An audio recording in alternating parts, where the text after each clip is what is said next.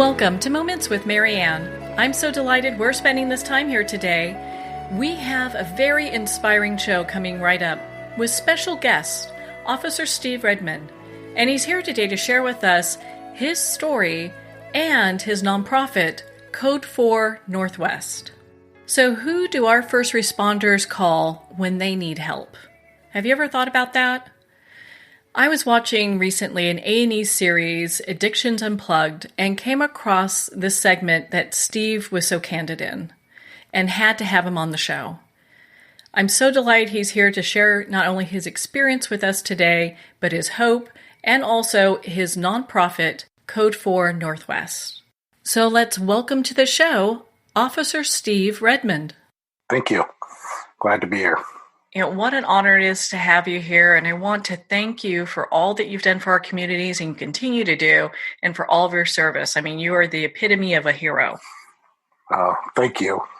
I just do what I feel needs to be done because of, the issues that are out there and things that are preventable and what I've experienced in my life. And so it's my way of giving back. Well, I'm so glad that we've connected. I came across you on an A&E series, Addiction Unplugged, where it really went into your story. And, of course, we don't have as much time to go through everything here today, but I encourage our listeners to check that out and look at that segment. So, your story, you started in law enforcement in Spokane. I did, yeah. Spokane, Washington. As I was going to college, I became a reserve police officer, and I loved it. But even though going to college and reserve you're unpaid, and I would put in 20 to 30 hours a week working patrol, and just fell in love with the job. And then later on, you went to go work full time with Seattle PD, right? And you were with them. Yeah, I got hired by Seattle in 1992 after I graduated college, tested all around in Seattle. I got hired by them and started my career with them, and I'm still currently with them. So you pretty much worked every aspect in Seattle PD, from what I understand. I mean, you were a DUI officer, motorcycle officer. You did just pretty much everything. Yeah, and that's the benefit of a larger agency like Seattle. I was able to do patrol, field training officer, mountain bike units, the DUI squad, traffic cars. Then I did motorcycles. Now I'm currently the safety officer for the department, and I've been there for about 4 years, and they asked me to kind of take over that spot because it would also kind of free me up so I could do more peer support work with fellow officers within Seattle PD. So as you're going, because you were with, and you still are, but you had a 20-year, you were with the Seattle PD for 27 years, from what I understand. Yes. So during the time that you're doing this, I mean, you're kind of experiencing a lot, and I'd love for you to share with our listeners just what that was like, because I don't think people really understand what our first responders go through when they respond to a call. Well, the whole aspect of what we do is we're always walking into the unknown. And we always have to have the mindset that whatever or whoever we're dealing with wants to hurt us in some way. And so it kind of puts us in this, what we call the hypervigilance state, where we have to do certain procedures to ensure our safety, but also ensure the safety of people that we're dealing with. And so it just kind of puts us in that mind state. And then the type of calls that we go on and the traumas that we experience may not be our own personal trauma, like an officer-involved shooting, but it's experiencing other people's traumas. And that's called what I call secondary trauma, and in which we're not experiencing the trauma, but we are experiencing other people's traumas, as far as watching, listening to them, looking at it, having to deal with the families, having to deal with the victims, having to deal with that. And so, we see things in our careers that people, regular citizens will never see in their lifetime. And if they do, maybe once, but we see it on a continual basis. And that accumulative effect of these traumas and what we experience in this hypervigilance starts to add up, and it starts to kind of have this cascade effect where you start putting the blocks on top of each other and on top of each other until at some point you just get overwhelmed. Yeah, that place where you get to that overwhelm, I mean, it's like, what do you do then? Because I'm sure many first responders, they don't want to go and talk to a doctor or nurse because then that could affect their job. It could. And in some states, yes, it could have a major impact on their job. So they just have to keep it to themselves, even though they're struggling. And fortunately, like where I work in Washington State, we're pretty proactive here as far as getting the mental health aspect or getting people help for their mental health. And so the problem is this, and to be completely blunt, is that it's pride and ego. And that's what kept me from getting help for so long, was pride and ego. And it's that pride of, the culture is you're weak if you ask for help, because pull your big boy britches up and deal with the job, because that's what you signed on for, and deal with it. This is part of the job. And so it was always looked down upon, anybody asking for help, and it was a sign of weakness. And you never wanted to have that, moniker. And in the old days, you could go to your departmental psychologist and say, God, I'm really struggling. I'm stressed out. I'm went to this call, and they're saying, okay, yeah, great. We'll help you. But in the meantime, give us your badge and gun. We're going to put you on desk duty, and what we used to call the rubber gun squad. And then it's like, it's no longer confidential, because everybody knows you are having some sort of an issue. You may not know exactly what, but nobody wanted to go through that. And so it boils down to a lot of those factors where it's pride and ego, the sign of weakness, the culture. And so it's basically, just deal with it, buttercup, and more or less. And that doesn't work. Well, and the thing is from, what I've seen and what I've read from your website and with the series, it was really interesting because, I mean, our first responders are going through PTSD. They're having all this stress that they carry with them, and they're looking for that out.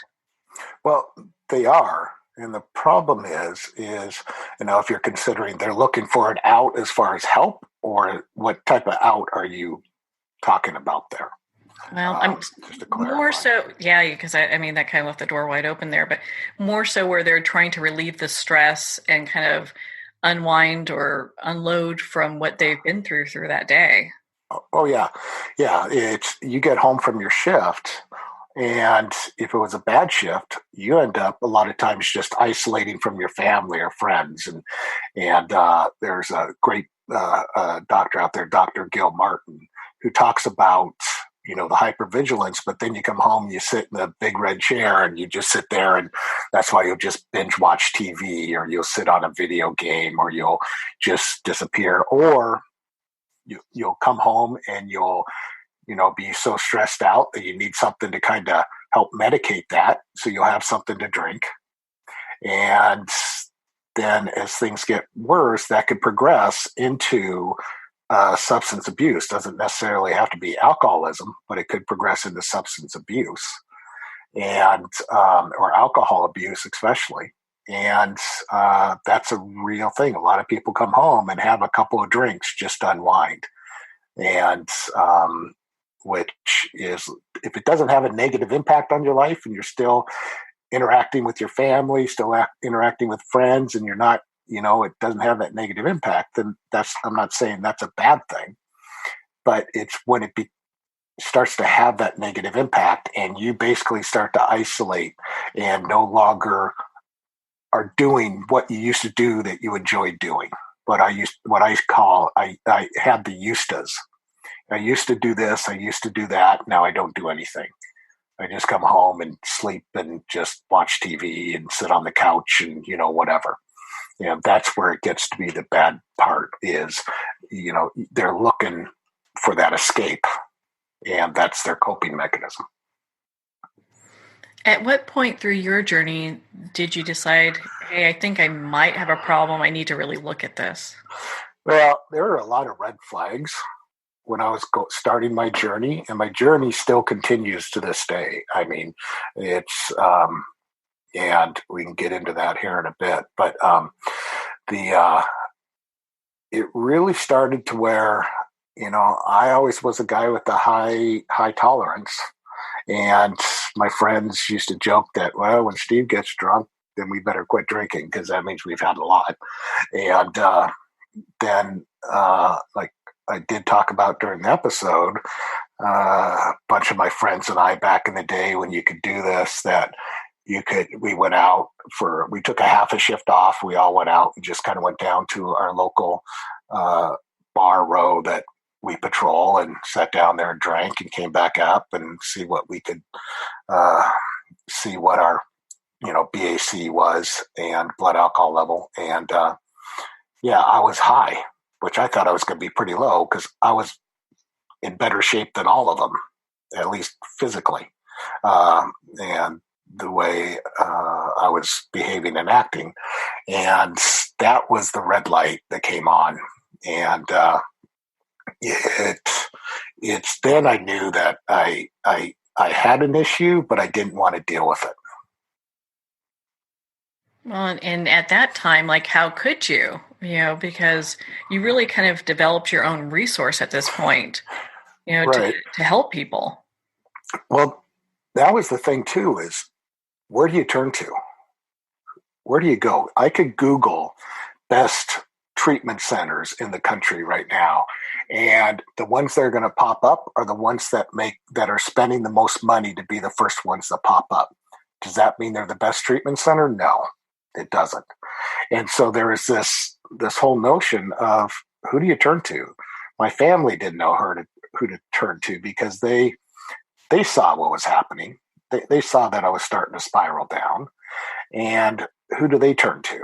And unbeknownst to me, as I was starting to really spiral down, my wife for about 6 to 7 months was going to Al-Anon, and I had no idea.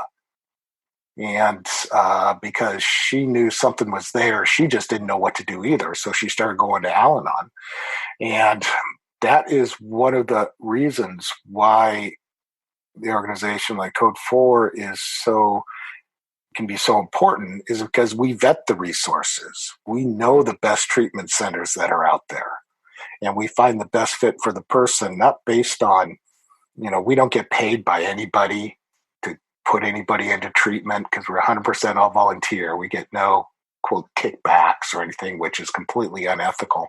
It's how do we find the best fit for the person so they don't have to try to do the research, get put through the ringer by a place that may not be good, and that then we kind of become their advocate and get them to the best place possible based on what they're presenting. Well, I think that's such a huge resource. And it was heartbreaking listening to your story, but also it provided a lot of hope, and it was really encouraging as well, because you had some really dark times. Oh yeah. And I suffer from a delayed onset of PTSD, because in that episode we talk about, I had this PTSD, accumulative trauma. But one thing is, a lot of the therapists didn't want to deal with my underlying childhood trauma. And a lot of first responders who have PTSD have a lot of childhood trauma. Most trauma places that are good trauma or trauma facilities that do good trauma work will focus on 15 years and younger as far as looking at traumas. And I did have a meltdown again because I'm upfront about this, and I speak about this as conferences. I was molested as a kid, and not by my parents, just put that out there or anything like that, but nobody ever dealt with that. And then that started to surface up again. And I wasn't able to deal with it until I put myself into another program that dealt with those traumas. And it's Deer Hollow Recovery Center in Utah, which I went through there, and I got over 240 hours of just trauma work. And it was incredible. Changed my life, and to where I got to be truly happy, healthy, and able to move on with my life. And that's what a lot of things people don't realize is this trauma aspect doesn't necessarily have to be work trauma. That can trigger some things, but a lot of times it's childhood stuff that we didn't know was even there. And it doesn't have to be like what I went through, but it could be other traumas, and that anything that causes a spiritual, emotional, or physical pain can be considered a trauma. And so it was a good educational process for me, because I thought I knew about PTSD, and I go around the country and I speak at conferences about PTSD.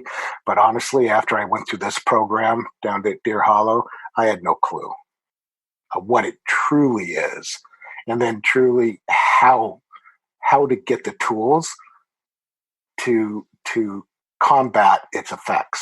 Because it's always there. It's never going away. But you can control the effects of it. I just applaud you for your courage, because, I mean, a lot of people go through childhood trauma, and it's still kind of this taboo topic, to talk about, even though it's being discussed more now than it was 20 years ago. And thank goodness for that. But to have that compounded with workplace trauma, I mean, I can understand when people start to come a little unraveled at the seams, because it's just so much. Yeah, I mean, because you could look at two people who are dealing with the same trauma. One person is just fine going through that trauma, doesn't have much of an impact on them. Then the other person may start to fall apart because of it. Well, there's a reason for that. And is it from the childhood? Is it the accumulative effect? Is it something going on at home they can relate to, whatever? But that's where you get a good therapist, and good therapy can get to the bottom of it and kind of figure that out, and then work on that. Again, like I said, to give you the tools to be able to combat that, to get you beyond that. So when it may possibly come up again, the memories are still there. The feelings might still be there. They just don't have the effect anymore. Yeah, it's not what's really in charge. You're more in charge of being able to deal with that situation or those emotions that are coming up. And it's in your story on Annie, you shared about how you got to a point where you were actually contemplating suicide, and how your wife was really the hero that day. Yeah. Yeah. And so, no, I was to the point of where I was, completely done. Brain was done. And by the grace of God, she just happened to call. She being a flight nurse, and usually can't call because she's out flying, and just happened to call at that exact moment in time. So if you want to call it and believe in it, but I believe that was a God shot. And I put the gun away, went in, sat in my living room, and unlocked the front door because I knew the fire department was coming. I know they like to kick indoors, and so I didn't want them to do that to me. So I just unlocked the door, sat in the living room, and they walked in, and I just looked at them and says, I don't know what to do. I need help. And they were great. And they took me to the hospital. Yes, I was a mental patient. I spent just about 4 or 5 hours there at the hospital, but had to talk to the social worker there. And then a friend of mine who showed up as a therapist, and he got me in touch with somebody who does deal with secondary trauma. So that's how I started on that road of learning about secondary trauma, is because of the people that responded there who, my wife had to make one phone call, and I had 8 people around my bed. And that's why I created the tagline with Code 4 Northwest, one call, a community of support. Is because you make one phone call, we can rally as many people as we need around you. And like I said, in support, not judgment. How encouraging that is, because especially as a first responder, I mean, it's tough enough going through that type of a situation, I would think. And then not to have the best people there would really be heartbreaking. Well, and it's the whole embarrassment factor, and guilt and shame. And that's a driving force too of what keeps people from getting help is that guilt, shame, embarrassment. I don't want anybody to know I'm struggling. And because in the culture and really across society, if you have another illness, like say MS, people are like, oh man, that's too bad, whatever. You say I got, a mental health issue or I've got an addiction issue, then they look at it in a different light. And that's kind of what needs to change. And so if that's what you're dealing with, that, and it gets treated differently. And so the deal though is anybody who I've worked with, and I've helped thousands of people who have dealt with addiction or mental health issues, and they take the positive step to improve their life by getting help. I've never seen any negative outcome of it if they're proactive and do it before things get super bad. Mm-hmm. Well, I think anyone, if they were at their place of employment and had this type of stuff show up, there is that level of embarrassment and shame that would go with that, because that's where you work, and I can only imagine that it's even compounded being a first responder, because there's this image that these are the people that we're relying on and they're tough as nails all the time, when they're we're all human. Yeah. I had a smart person tell me one time that pride cometh before fall. If you can't swallow your pride, you're going to go down. And especially when you're dealing with mental health issues such as addiction, PTSD, and people call it PTSD, and I'd like to just throw this out there. It's really, now a lot of people are calling it PTSI. It's post-traumatic stress injury. It is an injury to the brain that can be fixed, but when you put the disorder on it, that sounds worse. And so a lot of the professionals in the field are switching and calling it PTSI. So that's another aspect, because it kind of takes some of that negative connotation away from it in a sense. Stigma. But it truly is an injury to the brain. And so, but it's really, the bottom line is that there's light at the end of the tunnel. There is help out there. The person just has to take the steps to do it. And it's nothing to be ashamed of, to feel guilty about. It's part of our job, honestly. I mean, to deal with post-traumatic stress is truly part of our job. And it's we signed on for it, but it doesn't mean that we have to sit there and just reap the repercussions of the negative consequences that would occur because of the nature of our job and what we deal with. And this goes across the board of all first responders, not just police, but fire and EMS and nurses, especially like ICU nurses and ER nurses and all these people. I mean, it's part of the nature, but there's solutions. I was surprised to hear some of the stats of how our first responders are suffering from, job-related stress so much higher than the general population. Right. And like I said, that's because of the nature of our job. But we're hired on to deal with the worst that society has to offer. And what the general public does not nor should have to deal with. That's our job.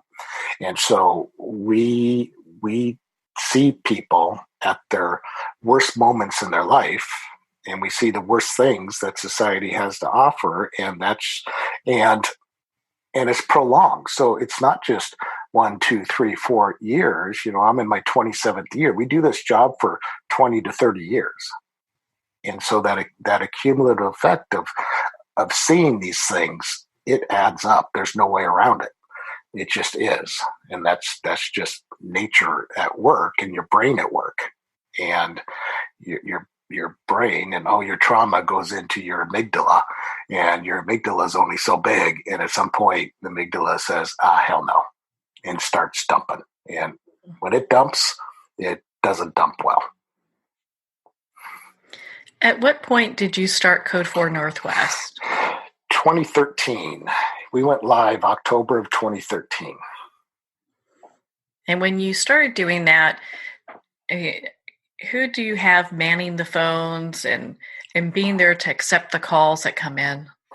So we're 100% all volunteer. And so we have other police officers, firefighters, current, former, retired.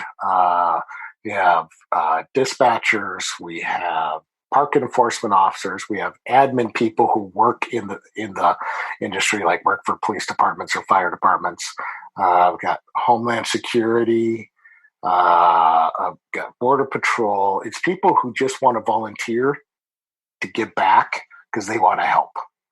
And a lot of these people have gone through their own issues and have recovered. And so they just want to help others so other people can maybe learn from them and be there. And like I said, they're just there because they want to give back and help and hopefully not have people suffer. And like the suicides that occur all across the country, is maybe we can start reducing those.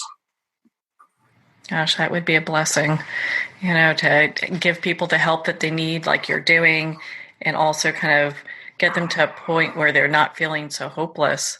Right. That's not a good place to be in. No, it's an awful place, and I've been there, and you feel like you're on your own little island. You feel that you can keep it together until you can't keep it together, and so it's a hard place to be because bad things will happen. Now, do you have treatment centers all across the U.S. that you work with? I do, yes, and we work with the select number. However, because of my contacts that Code 4 is generated across the country, so if we have somebody that calls and our facilities aren't going to be a good fit, maybe because of financial or or what they're presenting, the contacts I have is we've yet not to be able to find a place for the person to go to. Mm-hmm. And so, the facilities that Code 4 uses, we've been down to visit, have seen them firsthand. I won't refer anybody to a facility, usually, unless it's just a worst case scenario that I haven't been down to, or somebody in my organization hasn't been down there to visit and talk to the clinical staff, see the facilities, see what it is, and to make sure that they're actually saying what they are. And it's not just, fluff that they're telling you they're the best thing since sliced bread. And then we reevaluate if we do send somebody to a place and they have a bad experience. We figure out why that was. Was it the person? Was it the facility? And if the facility isn't up to what they say they will or what they are, we won't use them anymore. Well, that's good. It seems that you really are vetting this so well to make sure that the first responders get the best options possible. Yeah.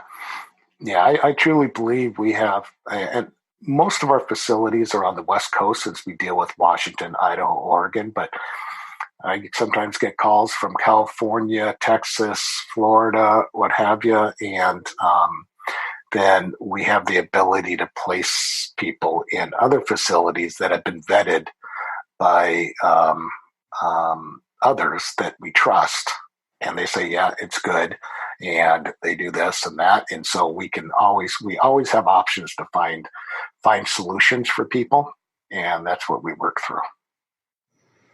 Now, are the calls confidential? If someone needs to, who's a first responder needs to make a call, where do they go? It's 100% confidential. Yeah, we're covered under an RCW, Revised Code of Washington law from the state of Washington that says first responders who call our line, it's 100% confidential. We don't give out any information to anybody. That's very encouraging. That way they're not worried about how this is going to impact their life and their job. Right. Yep. And so they can call and talk, and they said it is a confidential call, and they don't have to worry about us saying anything to their agency or what have you, that they can get answers and then figure out. And sometimes I work with them on, if I know the agency and I've had experience with them, then we'll work with them as far as, okay, this is the steps you want to take to help protect yourself. Most places have FMLA and Family Medical Leave Act to help protect them, but some places, are still way behind the times, and people have to be very careful on how they approach things. And we do have HIPAA protection and things along those lines. But the biggest question I get is, how's this going to impact my job?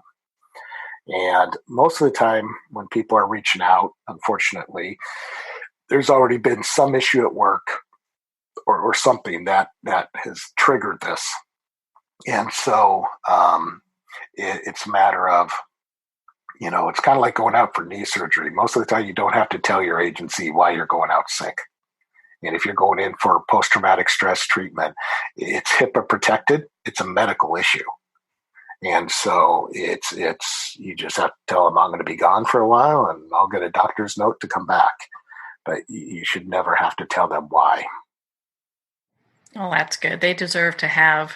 Our first responders deserve to have our support and our protection, especially when it comes to their job and they're looking for help.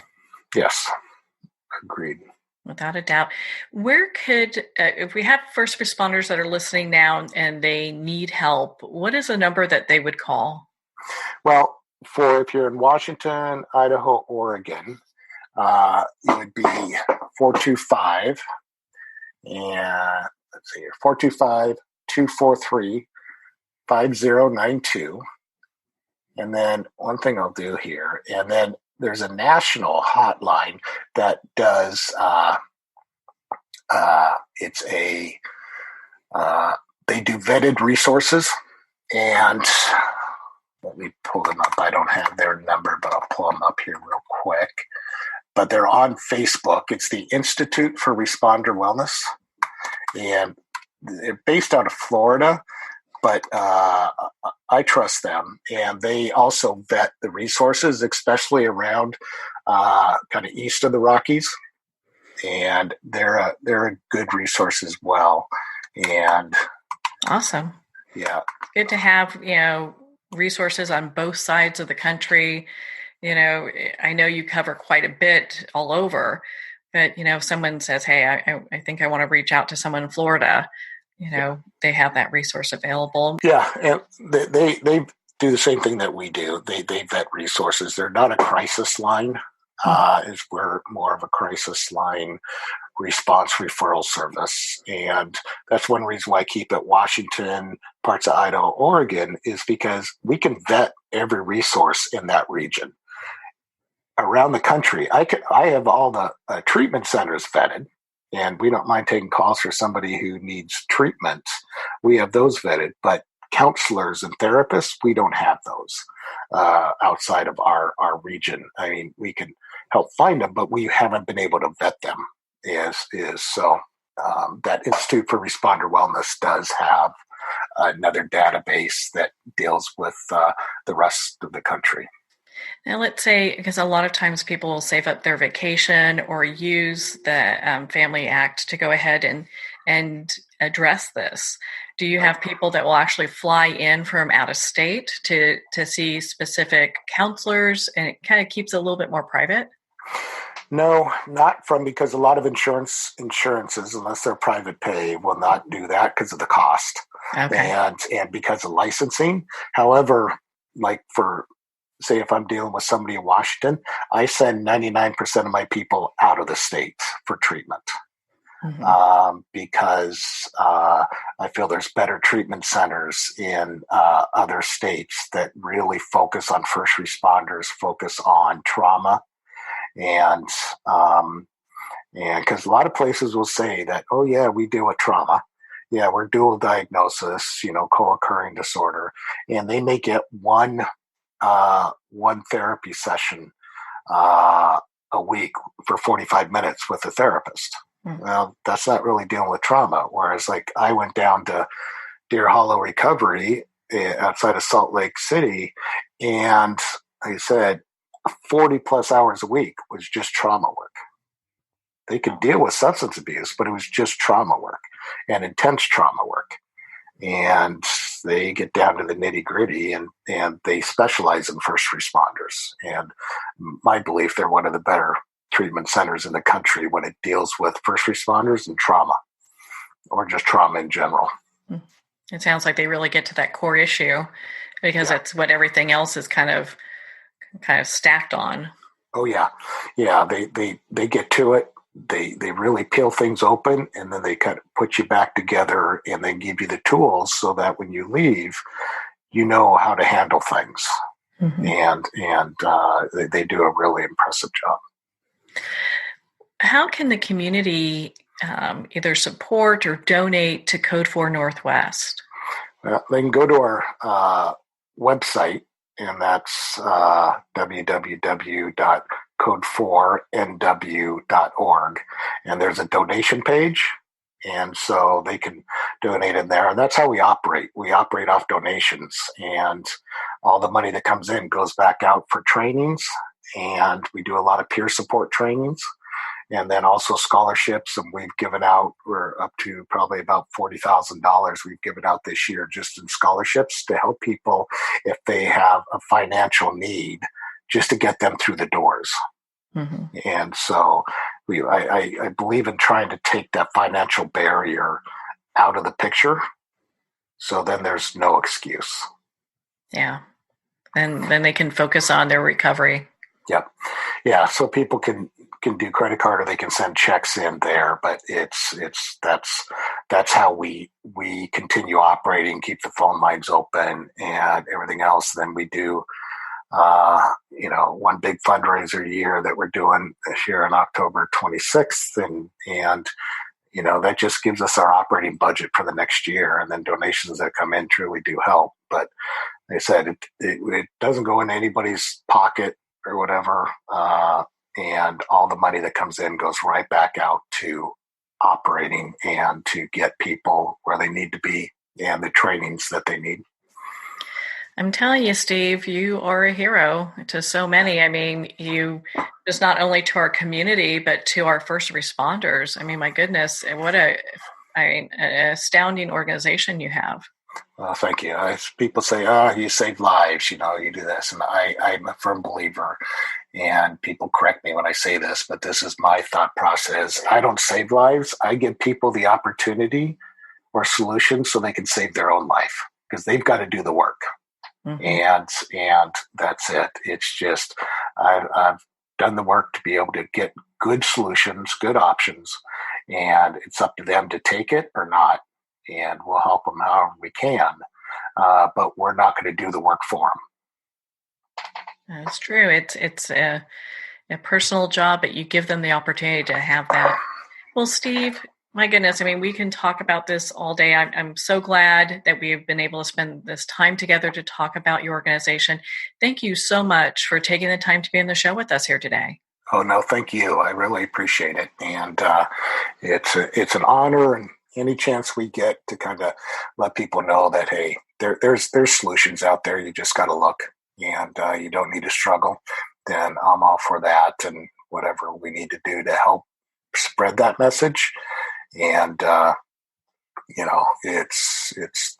that's why we're here, and more people. I'd love to see more people get involved, and more states even start what I started with Code 4 and starting to do their own thing.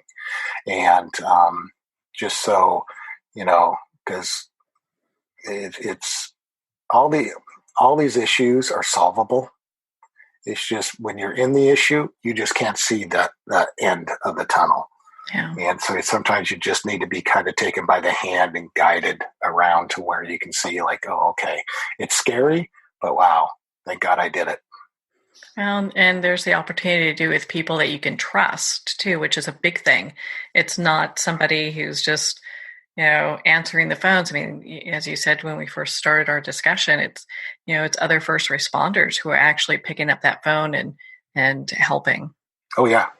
Yeah, absolutely. So, I mean, it's perfect. And so, yeah, it's, whatever we can do. And, we're a small little group, but we do impact a lot of people, and we're just here to try to help. And if we can't help somebody, we'll try to find them other options that maybe they can turn to get the help they need.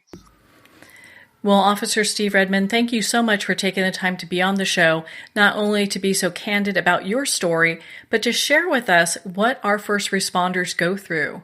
With that awareness, we can also help. And of course, you want to see about donating to Code 4 Northwest.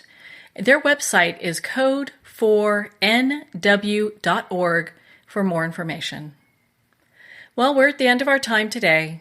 I would like to thank everyone for tuning in. You're listening to Moments with Marianne. And remember, make every moment count.